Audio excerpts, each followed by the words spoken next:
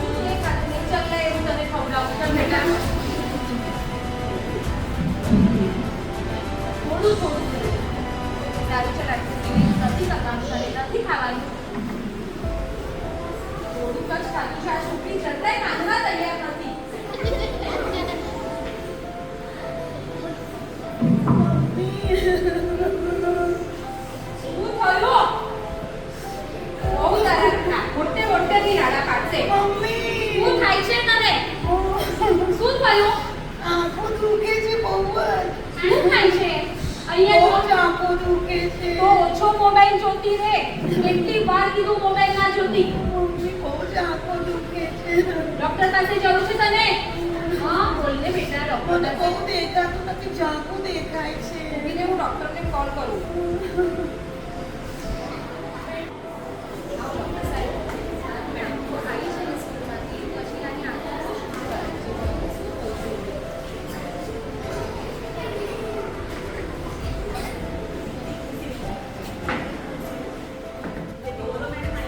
અને ચશ્મા આવી ગયા છે મને એવું લાગે છે કે મોબાઈલનો કેમ ઉપયોગ વધારે પડતો લાગે છે તો અને હવે ચશ્મા પણ વધારે નંબરના છે તો ચશ્મા પહેરવા જ પડશે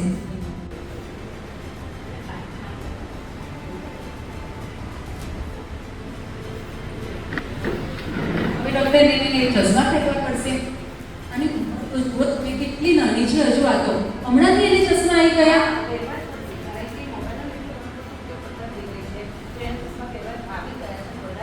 હવે ખબર પડી તને બેટા તું વધારે ચશ્મા આ મોબાઈલનો ઉપયોગ કરે છે એટલે તને ચશ્મા આવ્યા છે તને કેટલી વાર કીધું છે કે મોબાઈલ ઓછી જોતી રહે સાંભળતી પણ નથી શું કરવાનું શું તને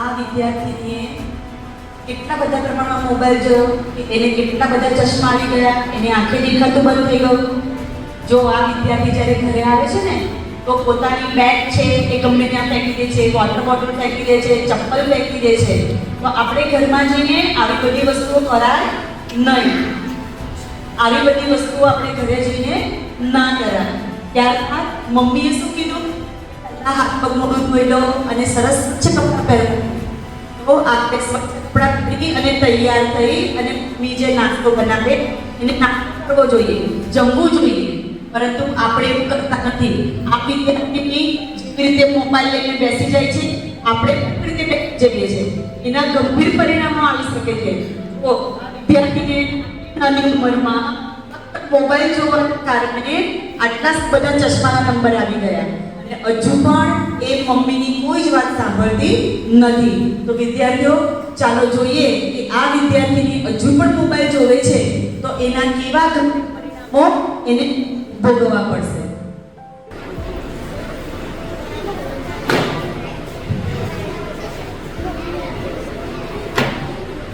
કલા પૂરી કીધા તું એ વાંચું જોવા માટે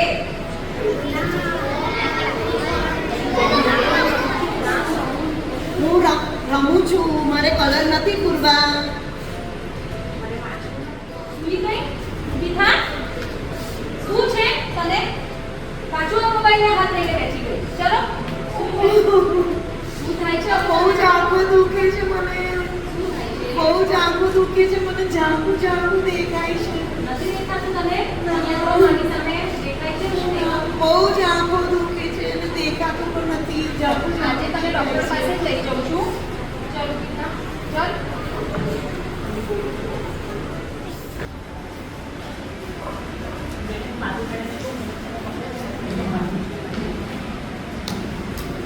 હવે તો છે ને એની આંખો એકદમ જતી રહી છે.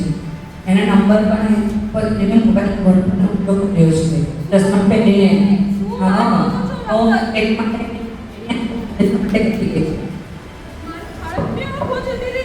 હવે ઓપરેશન જ કરવું પડશે, બીજો કોઈ ઓપ્શન છે નથી. હા તો એને જ્યારે ચશ્મા આવ્યા તો પણ એને મોબાઈલ જોવાનું બંધ નથી કર્યું. તો હવે આ જે એની આંખો હંમેશ માટે ગતી રહી છે એને ઓપરેશન કરીને આ આંખો આવી શકે છે, બાકી નહીં.